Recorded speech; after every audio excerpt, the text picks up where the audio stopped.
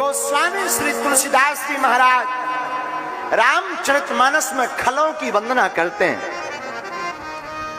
खल की वंदना क्यों?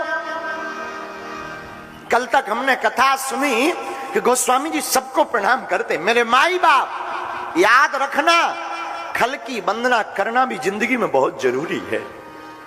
कोई भी बड़ा काम करो ना, मंगल काम कोई भी करो ना, तो बंदाओं संत असज्जन चरमा। संतों को प्रणाम तो करो, माता पिता को प्रणाम तो करो, पर अगर कोई उसका विरोधी है ना, और अगर तुम्हें अच्छा काम करना है ना, झुकने में कुछ नहीं जाता है। खल की वंदना करके कई लोग खल की वंदना इसलिए भी करते कि कोई विघ्न ना डाले, और टॉन्टिंग कसकर वंदना करते। अरे भैया तुमसे तो भगवान ही बचा दे। कई लोग ऐसे भी वंदना करते, लेकिन नहीं, गोस्वामी जी ऐसे नहीं है। गोस्वामी जी कहते हैं हम हृदय से वंदना करते हैं। मेरे पागलो, आज की कथा का सूत्र याद रखना, झुकते वही जिसमें जान होती है, अकड़ तो एक मुर्दे की पहचान होती है। झुकना सीखो। रामचरितमानस झुकना सिखाती। सरल हो जाओ, कुछ नहीं बिगड़ना मेरे साधु, कुछ नहीं बिगड़ना। अगर हमारे हाथ जोड़ने से किसी को प्रसन्नता है तो जोड़ लो। हाँ भैया, तुम बड़े बाप की लड़का, क्या बिगड़ेगा? और याद रखना मेरे माई बाप, आज का सूत्र, अगर आपके महिमा गाने से किसी का ईगो पुष्ट होता है तो कर देना चाहिए। आज इस पूरे संसार में लड़ाई किसी बात की है तो वो लड़ाई है सिर्फ ईगो की। बहू चाहती मैं सासू मां को झुकूं ना, और सासू मां चाहती मैं बहू को ना झुकूं। देवरानी जेठानी ऐसे नाक सिकोड़े घूमती है जैसे पूरा खजाना इन्हीं का लूटा गया हो। पिता पुत्र ऐसे कुप्पा, मैं भी पढ़ा लिखा हूं, और बाप भी, बाप तो बाप है। मेरे माई बाप, जिंदगी में झुकना सीख जाओ। जो झुकता है वो बढ़ता है। झुकने का मतलब आप दीनहीन नहीं हो गए मेरे साधु। झुकने का मतलब जो बार बार झुकना जानता है, जो बार बार सॉरी बोलता, बार बार क्षमा मांगता, इसका मतलब ये नहीं कि वो आदमी कमजोर है। अगर कोई हाथ जोड़ रहा, बार बार क्षमा मांग रहा, तो उसका मतलब ये है कि वो रिश्ते को लॉन्ग चलाना चाहता है।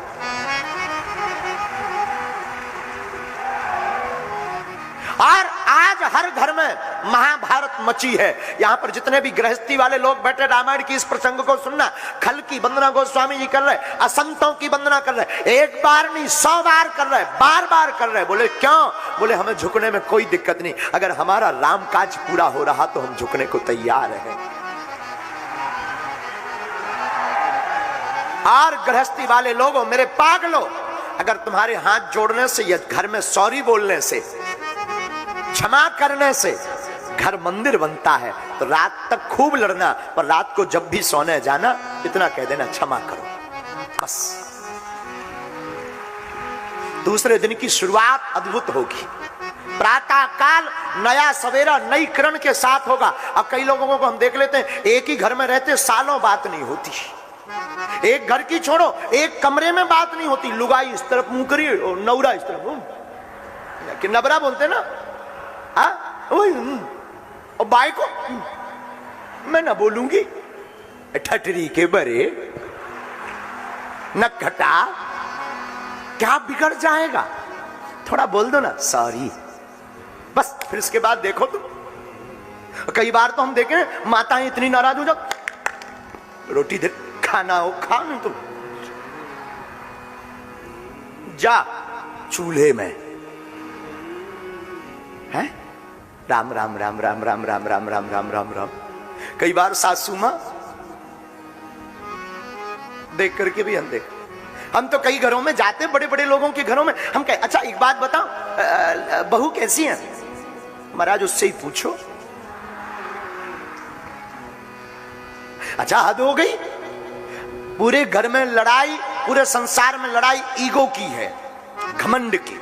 और कोई लड़ाई नहीं है इस पूरी दुनिया में जिसके कि घर में लड़ाई है, ईगो की लड़ाई है। हम प्रार्थना करेंगे इस ईगो की लड़ाई को अगर तुम्हें खत्म करना है तो 2 में से एक व्यक्ति झुकना सीख जा।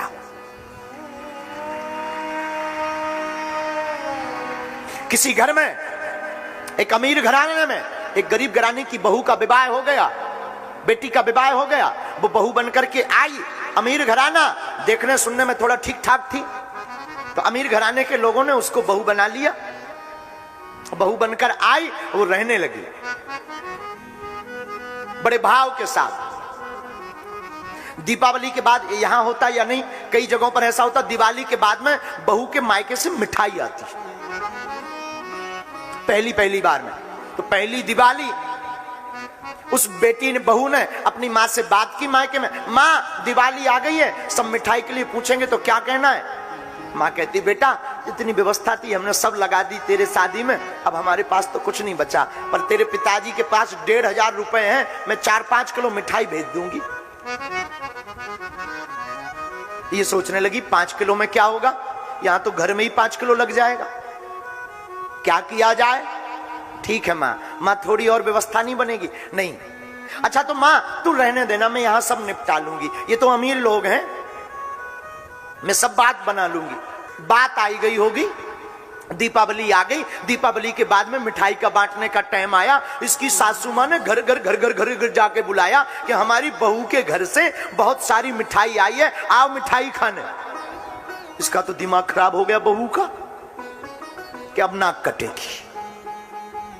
अब ये तो दिमाग का दही करके मानेगी, मेरी सासू है कि खड़ूस है। अब तो इसने प्राण खा लिए।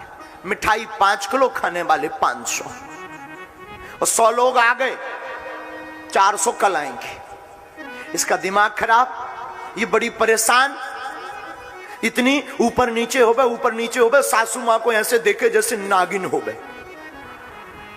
कई बार जैसे नागिन को ना वो देखता ना गरुड़, वैसे ही देखा।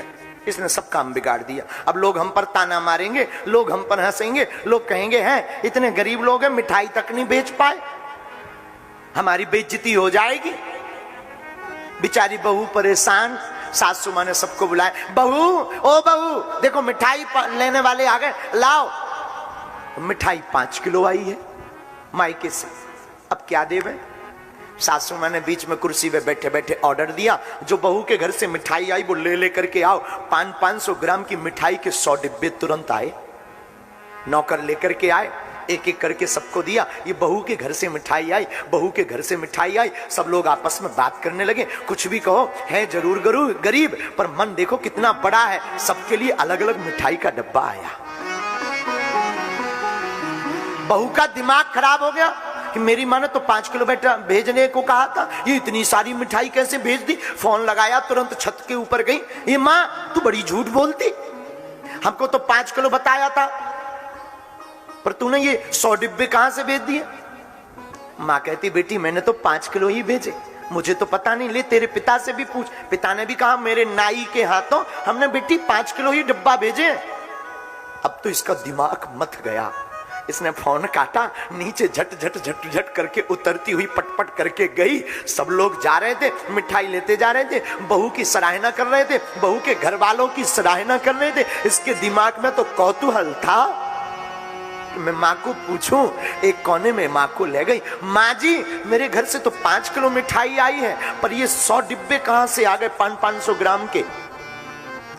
माँ ने हाथ पकड़ा, बोले बेटी तेरी केवल क्या एक माँ है, तेरी उस जन्म देने वाली माँ ने तो 5 किलो भेजे हैं, बाकी इस माँ ने तो 45 किलो लेकर के बांटा है, तुम ही तो मेरी बेटी है,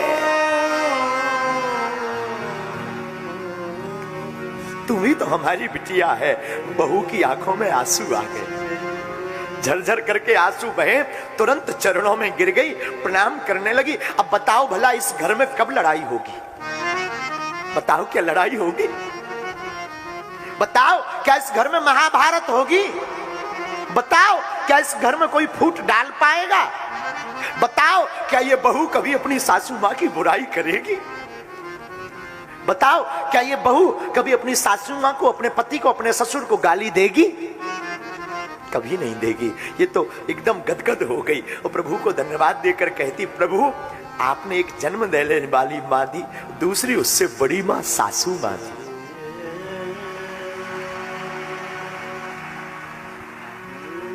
उस दिन के बाद प्रेम पूर्वक रहने लगे। मेरे माई बाप, घरों की लड़ाइयां छोटी छोटी बात पर मत करना, सॉरी बोल देना, क्षमा करने में कुछ नहीं जाता, क्षमा कर देना, अपने भाई को क्षमा कर देना, अपने पति को क्षमा कर देना, अपनी पत्नी को क्षमा कर देना। आजकल आधे से ज्यादा तलाक के केस अदालत में चलते हैं।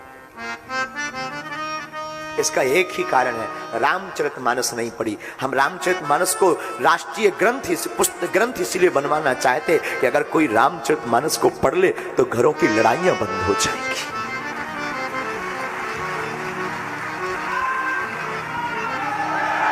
मेरे पागलों, अगर रामचरितमानस राष्ट्रीय ग्रंथ बन गया तो घरों का विवाद शून्य हो जाएगा।